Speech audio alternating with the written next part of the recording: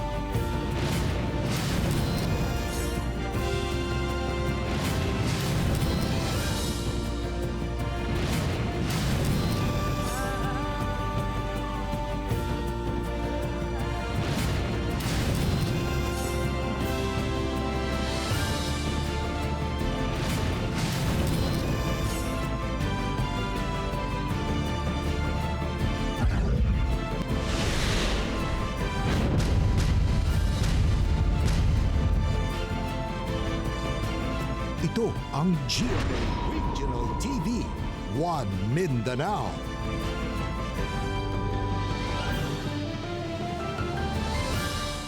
Maayong hapon Mindanao, kini ang GMA Regional TV 1 Mindanao. Hatod namon pinakadagko ug pinakulahing balita sa Mindanao. Ako si Tek Ocampo. Sara Hilomen Velasco. Real Suroche, live gikan dinhi sa GMA Davao Complex.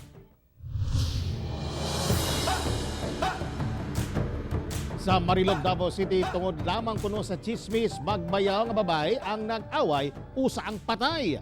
Patay ang biktimang si Delia Mamayas. Human kini gidunggab sa iyang bayaw nga si Irene Oral sa sitio Kinawayan, Barangay Baganihan sa Marilog District, Davao City. Base sa investigasyon, una kunong miatraka ang biktima ug nakadagan ang sospek sa balay sa igsuon ini. Apan diyang pauli na kuno ang sospek, gilabayan kuno siya og bato, gibunalan og kahoy, hinungdan nga iya kining gidunggab sa makatulong higayon. Hinungdan sa away, mao kuno ang daang bangi ug chismis may tungod kuno sa pagpangamit. Nakadetain ang sospek sa Marilog Police Station. Duha ka bata nga gibiyaan sulod sa sakyanan ang gi-rescue sa otoridad. Atong sayron ang detalye nini sa live report ni Cyril Chavez. Cyril. Yes, Sara, daling gi-rescue sa otoridad ang duha ka mga bata human nga misumbong ang mga concerned citizen nga nangayo og tabang ang mga bata human nga malak sulod sa sakyanan. Kini ang eksena sulod sa usa ka grocery store sa may Kauswagan Junction, Cagayan de Oro City. Human nga gi-rescue sa mga personahe sa Roads and Traffic Administration ang duha ka mga bata nga natrap sulod sa usa ka kotse. Dali silang gipainom og tubig. Nasayran nga gibilin di ay sa ilang amahan sulod sa sakyanan ang 3 anyos nga babae ug 1-year-old nga manghod nga lalaki niini. Diyang duna kini gipalit. Nalaksab ang sakyanan ug gipalong ang makina niini samtang init ang panahon. Miabot kuno sa kapinto nga sa oras una pa nakita sa mga concerned citizen ang mga bata kinsa nagpakitabang na.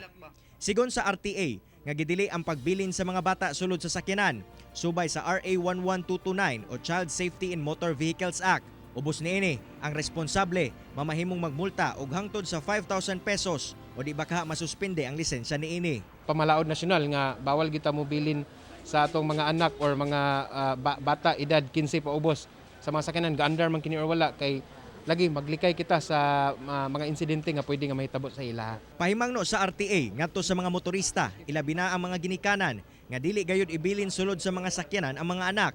Gawas sa nakalapas kini sa balaod, posibleng maangin ang kinabuhi sa mga bata. So ato lang likayan nga magbilin og mga bata kay lagi di man nato ibilin atong mga gamit samot na ang ato ang mga bata. So hanyo lang nato nga unta malikayan nato ni next time og of course subay lang gyapon ta sa balaod trapiko sa dalan. Sara, human sa insidente na abot rasab ang amahan sa lugar og istoryahan kini sa RTA sa kalapasan nga iyahang nahimo. Hinoon wala na sab kini gipasakahan og silot sanglit may pasalig siya nga dili na mausab ang insidente. Sara. Okay, dagang salamat, Cyril Chavez.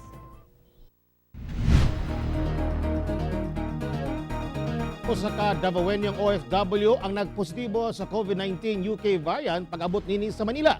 Atong sayron ang detalye sa live report ni Argel Relator. Argel.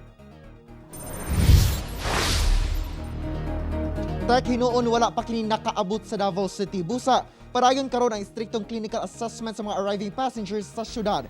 Luyo nga, nagkaubos karon ang ihap sa new COVID-19 cases. Gikumpirma sa Davao City Health Office nga dunay reported second case sa UK variant sa COVID-19 nga taga Davao City. Ang pasyente, usa ka OFW gikan sa nasod Dubai. Hinuon pag-abot niyang Manila, nag-positive, then ilang genome sequencing, no, it found out to be a UK variant also. Pero wala to nakauli og Davao sa Manila pa lang na quarantine na siya. luyo sa pagluag sa travel restrictions sa mga pasulod sa Davao City. Padayon matud pa ang istriktong clinical assessments ug monitoring sa mga arriving passengers. Hinuon, kontrolado na kuno ang COVID-19 transmission sa syudad. Determining na ang atong lugar sa Davao City has already we're able to control effectively. Congratulations, Doc. The transmission we have in the community. Gani gikan sa critical level, miubos na sa high level ang status sa COVID-19 occupancy sa Southern Philippines Medical Center. Diin ni adtong Martes, ana-ana lang sa 69.57% ang ICU bed occupancy og 52.49% ang isolation bed occupancy. Sa 16 isolation facilities sa Davao City, alang sa mild ug asymptomatic cases sa COVID-19, ana-ana lang sa 14.6% ang utilization rate o occupancy. Buot pasabot, ana-ana sa 85% ang bakante o wala na'y pasyente. Kitungod kay mas taas ang recovery rate sa mga pasyente karon kung itandi sa mga bagong ihap sa kaso sa COVID-19 sa syudad. Apan pahimangno gihapon ni Mayor Sara Duterte. And the rising cases in Manila and Cebu will definitely affect us if we repeat the mistakes we have committed last year. The new variants of COVID-19 will drown us in the second wave. Tek sa karon ana pa sa sobra 500 ang active COVID-19 cases sa Davao City. Busa, ginapaningkamutan karon sa mga health authorities nga mas muubos pa kini ngadto sa 2 hangtod sa 1 digit na lang. Inubanan na sab sa kooperasyon sa mga Davaoenyo. Tek. Okay, daghang salamat Argel Relator. Miabot na sa Zamboanga ug Butuan City ang ilang bahin sa AstraZeneca vaccine. Samtang gisugda na ang vaccination rollout sa Davao Oriental. Ani ang report. Ana sa 1,000 vials sa AstraZeneca vaccines ug dugang 10,000 vials sa Sinovac vaccines ang miabot sa Zamboanga Airport Miyerkules sa hapon. Biyernes sa miaging semana diha miabot ang unang batch sa Sinovac vaccines. Kining tanan alang sa medical frontliners sa Zamboanga Peninsula. Sa Butuan City, miabot na sab ang 14,800 doses o 1,480 vials sa AstraZeneca vaccine sa Bangkasi Airport. Gidala gilayon kini sa warehouse storage facility sa DOH Caraga. Priority nga mabakunahan niini ang medical frontliners ilabi na kadtong senior citizens. Samtang gisugda na sab sa Davao Oriental ang vaccination rollout kung asa naa sa 342 ka healthcare workers ang buot magpabakuna. Unang nabakunahan ang Chief of Hospital sa Davao Oriental Provincial Medical Center Facility nga si Dr. Reden Bersaldo nga mismong si Assistant Secretary Dr. Roy Ferrer sa Department of Health ang nagturok. Ana sa 600 doses ang alokasyon nga Sinovac vaccine sa Davao Oriental. Sa General Santos City, ana sa 1,804 o 60% sa mga medical frontliners ang nabakunahan na kontra COVID-19. 3,138 ang total healthcare workers sa COVID-19 referral hospital sa Gensan. Aron masiguro ang saktong pagpabakuna kada tao, hatagan kini og QR-coded vaccine cards kung asa didto nakabutang ang mga impormasyon sa giturok nga bakuna ug uban pa. Magsilbi kini nga paagi sa contact tracing ug kung dunay adverse effects nga masinati ang nagpabakuna, dali ra masayran ang medical history niini. Ako si Sara Hilomen Velasco para sa One Mindanao. Ug mga adlaw na gikatakdang sugdan ang pagpabakuna sa mga public healthcare workers sa Davao City. Kinsa may una usab nga mabakunahan og AstraZeneca vaccine. Ang report ni Argel Relator. Nakaset up na ang waiting area hangtod sa post-vaccination site sa Magallanes Elementary School sa nakatakdang pagsugod ugma sa vaccination sa public healthcare workers sa Davao City. Alang kini sa mga molecular laboratory staff, community health workers, doctors, nurses, mga midwife, ngadto na sa mga utility personnel ubos sa City Health Office. Naka-standby na sab ang freezer sa vaccination room sa ikatakdang paghatod sa bakuna karong adlaw. Ang sa Magallanes Elementary School, it will be AstraZeneca ang ihatag sa mga healthcare workers. Ana sa 3,000 ka mga public healthcare workers ang nakatakdang mabakunahan sulod sa 7 ka adlaw. Ana sa sobra, 100 ang ilang target nga mabakunahan ugmang adlaw. Sa dugang vaccination site nga mag-operate na, ingon man sa dugang allocation sa bakuna sa Davao City, gilaumang in less than 2 weeks matapos ang vaccination sa tanang healthcare workers sa syudad. Di man po pwede nga isabay-sabay good kay walay mahabilin sa health center. So tomorrow, it will be districts A, B, C, Talomo Central, Talomo North, and Agdao districts. Ang mga healthcare workers nga nagpositibo sa COVID-19, muhulat pa og 90 days o 3 ka bulan human madeklarang cleared na una mabakunahan. Ana sa gibana-banaang 70% sa tanang empleyado sa City Health Office ang magpabakuna. Ako si Argil Relator para sa One Mindanao. Giduso sa usa ka konsyal sa Davao City ang resolusyon nag-awhag sa Department of Health ug City Health Office nga mopahigayon og mas halapad nga information campaign kalabot sa COVID-19 vaccine. Giduso ni Davao City Councilor Pamela Librado Morata ang resolusyon taliwala sa ginapahigayong pagbakuna karon kontra COVID-19. Gikinahanglan kuno ang mas palapdan pa ang information dissemination kalabot sa vaccination program aron mas mapasabot kini sa katawhan. Padayon kuno ang misinformation kalabot sa COVID-19 ingon man sa bakuna busa kinahanglan gayud nga ipaklaro kini ngadto sa katawhan. Given that vaccine hesitancy and declining confidence in vaccines have been brought about politically motivated controversies. Whereas it is now critical to reverse the hesitancy, educate people on the available COVID-19 vaccines, and provide relevant materials and updates on the ongoing vaccination program.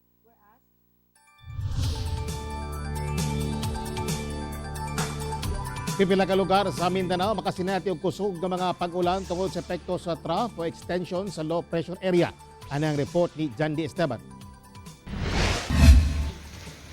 Miyerkules sa gabi nakasinati na og mga pag-ulan sa General Santos City. Kaganihang buntag, subling mibundak ang ulan sa syudad. Busa, nangandam na ang CDRRMO sa Gensan sa posibleng pagdaot pa sa panahon. Kaganihang alas 10 sa buntag, anaan na lang sa 250 kilometers east-southeast sa General Santos City ang LPA. Tungod niini, lauman ang kusog ng mga pagulan sa pipila ka lugar sa Surigao del Norte, Surigao del Sur ug Dinagat Islands. Samtang light to moderate sab ang pag-ulan sa mga lugar sa Northern Mindanao, Davao Region, BARMM, Central Visayas ug Caraga Region. Hinoon, ubos ang tsansa nga mamahimo kining bagyo. Apan dili gihapon magkumpiyansa sa dala nga ulan niini nga posibleng moresulta sa pagbaha ug landslide. Ugma Friday or Saturday padayon paghihapon kita nga makasinati og mga pagulan-ulan. Mostly dinhi sa ato ang pulo sa Mindanao o by Sunday hopefully nanatay improving weather condition. Ako si John D. Esteban para sa One Mindanao.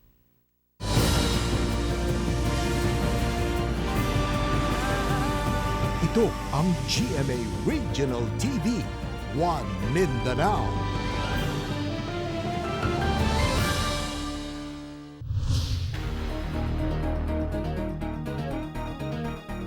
Magsuong notadong rugby boys nga nangawat sa usa ka panimalay sa Cagayan de Oro City, nadakpan human mahulikam ang ilang pagpangawat.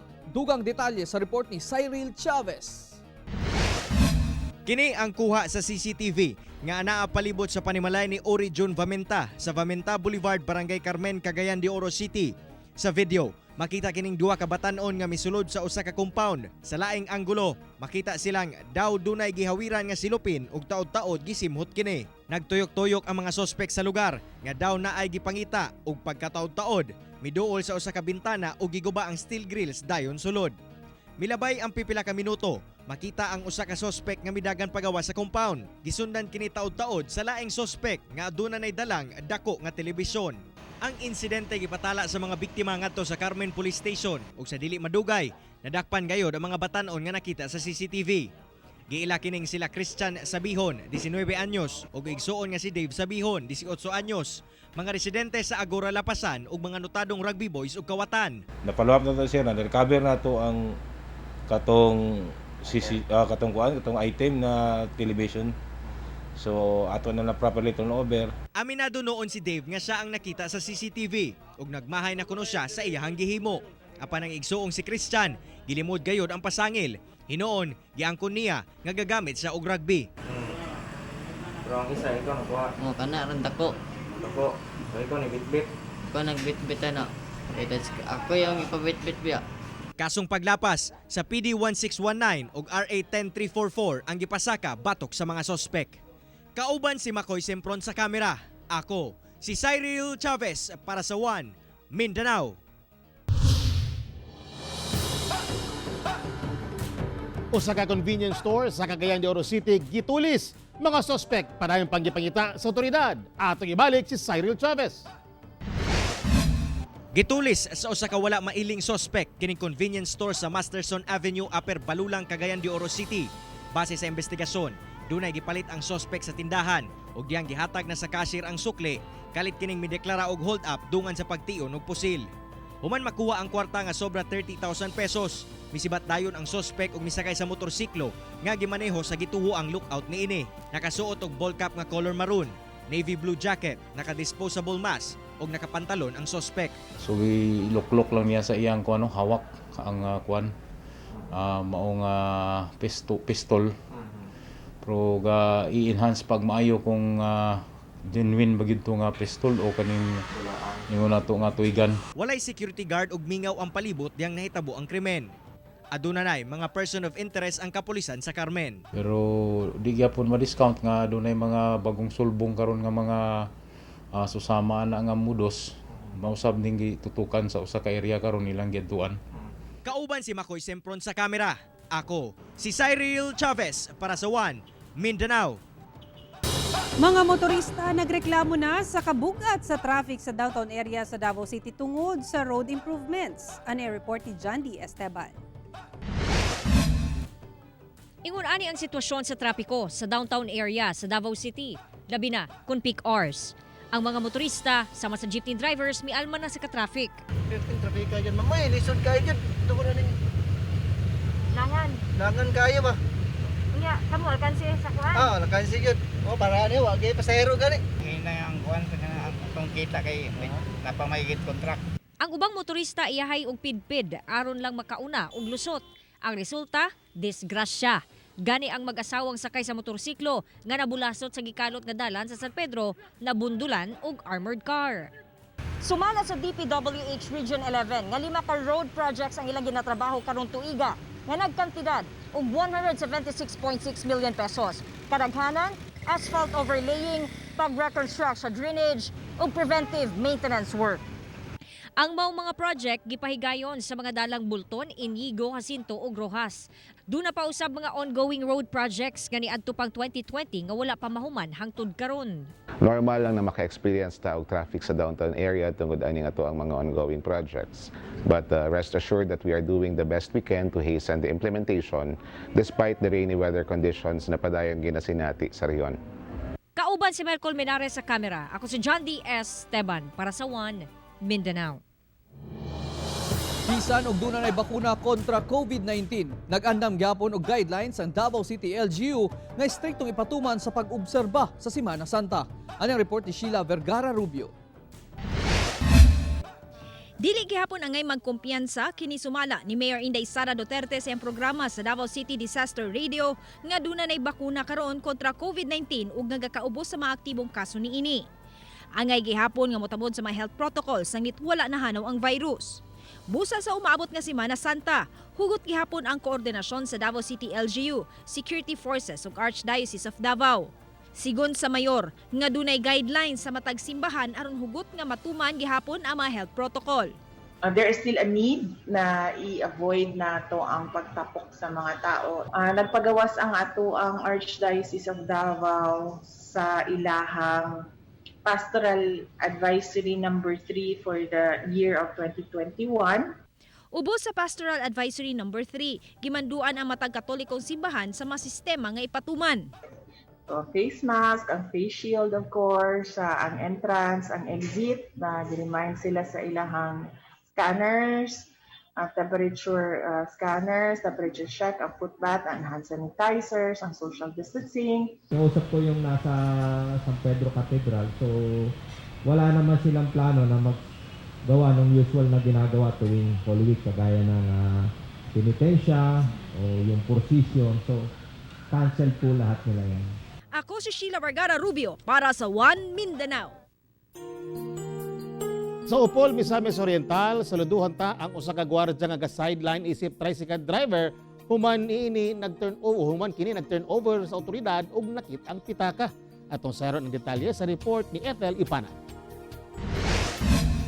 Wala magduha-duhang gi-turnover sa outpost sa Barangay Bara sa Upol, Misamis Oriental ang nakitang pitaka ni Ricky Etchalico, usa ka security guard ug naka-extra isip tricycle driver.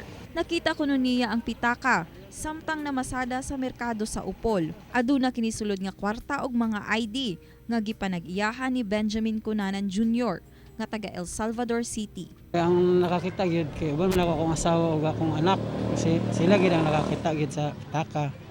Ayon kay yun ako linginan nga ambi na kay atong iuli sa tagiya. Wala na may tagiya mo tong iuli na ko sa outpost.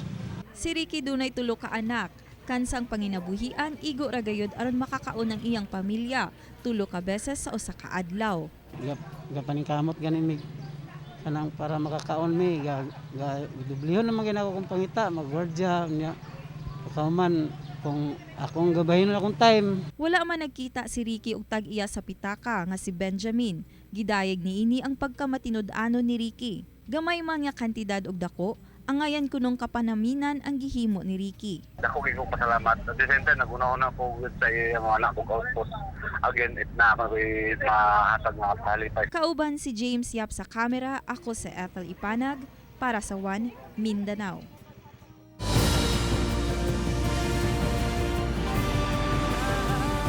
Ito ang GMA Regional TV, One Mindanao.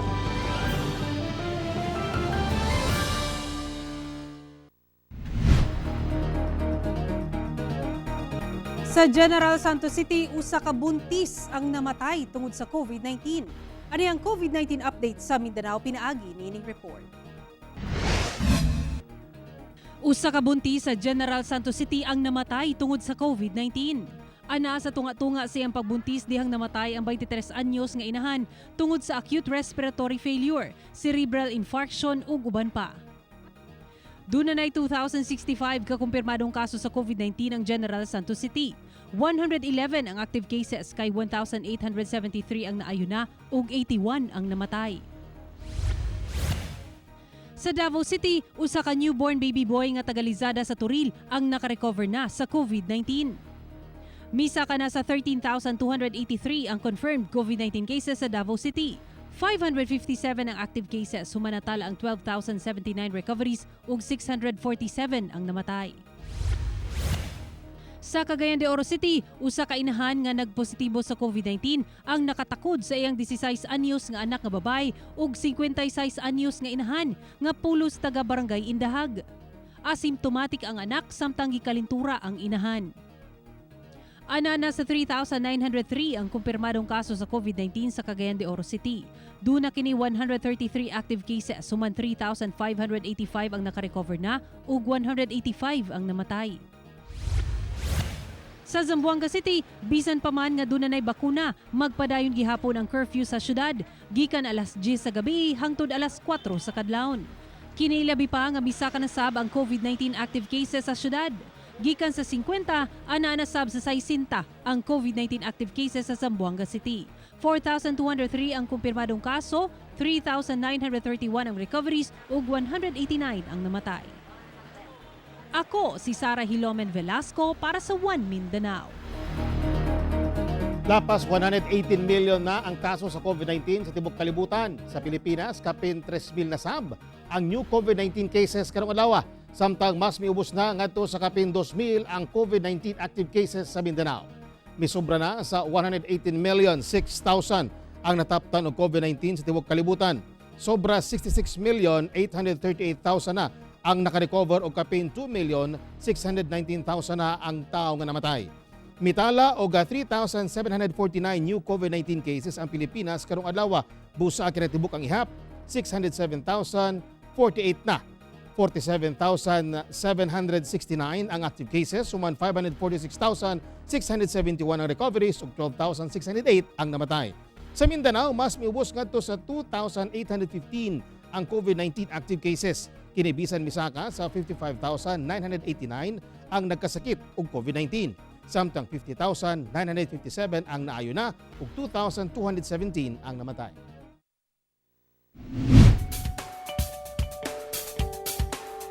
Usa ka inahan ang nalakip sa gatusan ka mga lumad nga napahalipayan sa GMA Regional TV pinaagi sa Kapuso Barangayan on Wheels sa Barangay 5-A Bangkerohan, Davao City. Ani ang report. Gawas sa kalisod sa kinabuhi, hagit sab alang sa inahan nga si Gigi Dapalan ang pag-atubang sa diskriminasyon sa uban tungod sa iyang kagikan. Usa siya ka manobo nga taga-Arakan, Cotabato ug nagpuyo na karon sa Davao City. Uban ang iyang bana nga laborer sa palengke ug duha ka gagmay pa nilang mga anak. Apan bisan niini, mapasalamaton siya sa GMA Regional TV nga natabangan sila pinaagi sa gipanghatag nga relief goods alang kanila. Nagpasalamat jud ko dako sa GMA Regional TV kay pangtagaan jud mi nila og bugas ug kaning mga food packs, mga biskwit. Dako na kay nigtabang sa amo. Usa lang si Gigi sa gatusan pa ka benepisyaryo mga lumad sa Barangay 5A Bangkerohan, Davao City nga nakadawat sa hinabang pinaagi sa Kapuso Barangayan on Wheels. Way puas ang pagtinabangay sa mga anchor ug correspondent sa GMA Regional TV 1 Mindanao sa pag-andam sa relief goods, inubanan sa mensahe sa kadasig, luyo sa kalisod. Sa venue, gisiguro sab nga luwas ang tanan atol sa pagpang-apod-apod, kini pinaagi sa pagtuman sa health protocols bato COVID-19. Ug sa pagdawat sa hinabang, ilabihang kalipay ang gibati sa kada benepisyaryo. Pasalig sa GMA Regional TV nga andam kini mohatag og serbisyong tinuod sa katawhan, ilabi na karong dunay pandemya.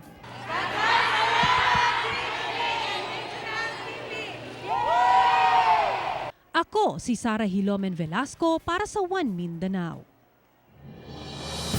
Sakyanan nga nawada no break ni bangga sa katindahan sa Buena Vista, Agusan del Norte. Nadanyos kining tindahan human ni bangga ang usa ka mini truck sa may Barangay Matabaw, Buena Vista, Agusan del Norte.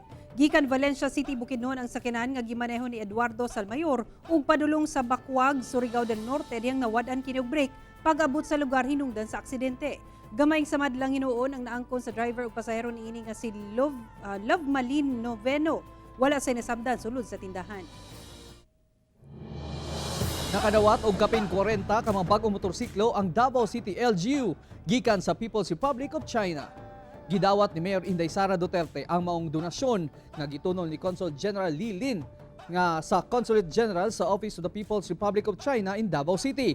Sa 43 ka donated motorcycle units, 32 ka motorsiklo ang giintrigo ngadto sa Dagarian Police Station o Law Enforcement Unit sa Mindanao. Gipasabot sa mayor ang kamahinungdanon sa pagpalapad sa mga kagamitan sa transportasyon sa security sector, dili lamang dinhi sa syudad kundi hasta na sa mga silingang lungsod sa Mindanao.